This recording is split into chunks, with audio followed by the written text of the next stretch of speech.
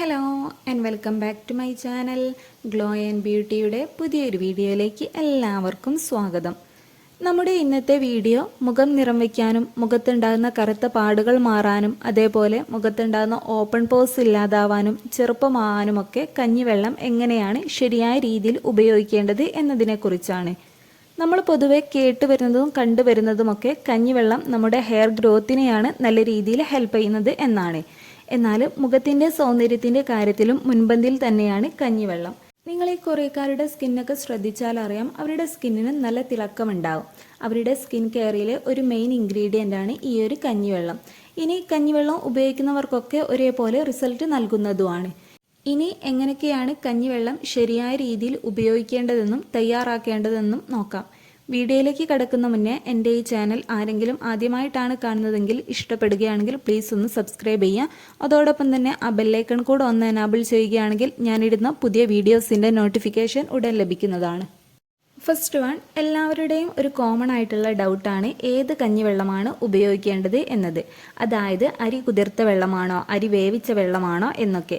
പൊതുവെ കഞ്ഞിവെള്ളം നമുക്ക് മുടിയിലും അതേപോലെ സ്കിന്നിലും യൂസ് ചെയ്യാവുന്നതാണ്. എന്നാൽ മുഖത്ത് അപ്ലൈ ചെയ്യാൻ ഒന്നുകൂടെ നല്ലത് അരി കുതിർത്ത വെള്ളമാണ്. ഇനി ഇത് എങ്ങനെയാണ് തയ്യാറാക്കേണ്ടത് എന്ന് നോക്കാം. ഇതിനായിട്ട് പച്ചരിയാണ് എടുക്കേണ്ടത്.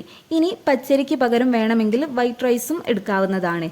ഒരു 2 ടേബിൾ സ്പൂൺ ഒക്കെ മതി. എന്നിട്ട് ഈ ഒരു അരി നന്നായി കഴുകി വൃത്തിയാക്കി എടുക്കണം. നിങ്ങൾ നിർബന്ധമായിട്ടും കഴുകിയെടുക്കാതെ ഇത് കുതിർക്കാനായിട്ട് വെക്കരുത്. ഇങ്ങനെ കഴുകിയെടുത്ത ശേഷം ഒരു കപ്പ് വെള്ളത്തിൽ ഇതൊന്ന് ഒരു 1-1.5 മണിക്കൂർ കുതിർക്കാനായിട്ട് വെക്കണം.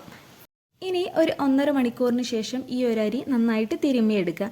ഇങ്ങനെ ചെയ്യുന്നത് ഈ അരിയിലുള്ള കുറച്ചുകൂടി ഗുണങ്ങൾ ആ ഒരു വെള്ളത്തിലേക്ക് ആയി കിട്ടും. ഇനി ഒരു അരിപ്പ ഉപയോഗിച്ച് അരിച്ചെടുത്ത് ഇതൊരു ബോട്ടിലേക്ക് മാറ്റാവുന്നതാണ്. നിങ്ങൾക്കിത് ഇങ്ങനെയും യൂസ് ചെയ്യാം, അല്ലാന്നുണ്ടെങ്കിൽ പുളിപ്പിച്ചെടുത്ത ശേഷം ഉപയോഗിക്കാവുന്നതാണ്. അതിനായിട്ട് ഒരു 6-7 മണിക്കൂർ പുളിക്കാനായിട്ട് ഈ ഒരു വെള്ളം പുറത്ത് വയ്ക്കുക. അതിനുശേഷം ഫ്രിഡ്ജിൽ സ്റ്റോർ ചെയ്ത് നിങ്ങൾക്കിതൊരു 3-4 ദിവസമായിട്ട് യൂസ് ചെയ്യാവുന്നതാണ്. അതിൽ കൂടുതൽ ദിവസം ഫ്രിഡ്ജിൽ സ്റ്റോർ ചെയ്ത് യൂസ് ചെയ്യരുത്. ഇനി ഈ ഒരു റൈസ് വാട്ടർ നിങ്ങൾക്കൊരു ക്ലെൻസറായിട്ടോ ടോണറായിട്ടോ ഒക്കെ ഉപയോഗിക്കാവുന്നതാണ്.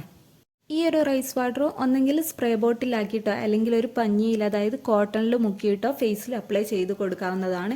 ഒരു അരമണിക്കൂറിന് ശേഷം നിങ്ങൾക്ക് ഫേസ് വാഷ് ചെയ്ത് കളയാവുന്നതാണ്. ഈ ഒരു റൈസ് വാട്ടർ ഇങ്ങനെ യൂസ് ചെയ്യുന്നത് വഴി മുഖം നിറം വയ്ക്കാനും ഓപ്പൺ പോസിൻ്റെ സൈസ് കുറയ്ക്കാനും സൺ ടാൻ മാറാനും സ്കിന്ന് നല്ല ക്ലിയറും ഗ്ലോയിങ്ങും ആവാനും സ്കിന്നിനെ മോയ്സ്ചറൈസ് ചെയ്ത് നിലനിർത്താനും ഒക്കെ ഹെൽപ്പ് ചെയ്യുന്നുണ്ട്. അതേപോലെ തന്നെ കഞ്ഞിവെള്ളം മുഖത്തുണ്ടാകുന്ന ചുളിവുകളും വരകളും മാറ്റി ചെറുപ്പമാവാനും നല്ല രീതിയിൽ സഹായിക്കുന്നുണ്ട്.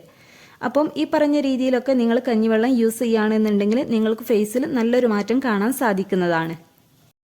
ഇനി അരി വേവിച്ച വെള്ളമാണ് യൂസ് ചെയ്യുന്നത് എങ്കിൽ നിങ്ങൾക്ക് ഡയറക്റ്റ് ആയിട്ട് തന്നെ യൂസ് ചെയ്യാവുന്നതാണ്.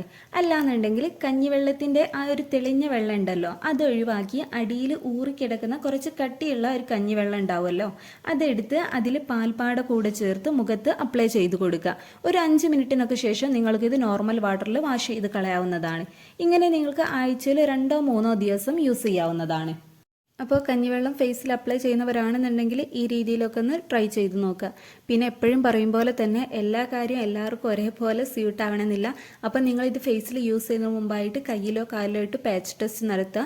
കുഴപ്പമൊന്നുമില്ല എന്ന് ഉറപ്പുവരുത്തിയ ശേഷം മാത്രം ഫേസിൽ അപ്ലൈ ചെയ്ത് കൊടുക്കുക. അപ്പോൾ ഇന്നത്തെ നമ്മുടെ വീഡിയോ ഇത്രയേ ഉള്ളൂ. വീഡിയോ ഇഷ്ടമായ ലൈക്ക് ചെയ്യുക, ഷെയർ ചെയ്യുക, അതോടൊപ്പം തന്നെ നിങ്ങളുടെ അഭിപ്രായം കമൻറ്റ് ചെയ്യുക. താങ്ക്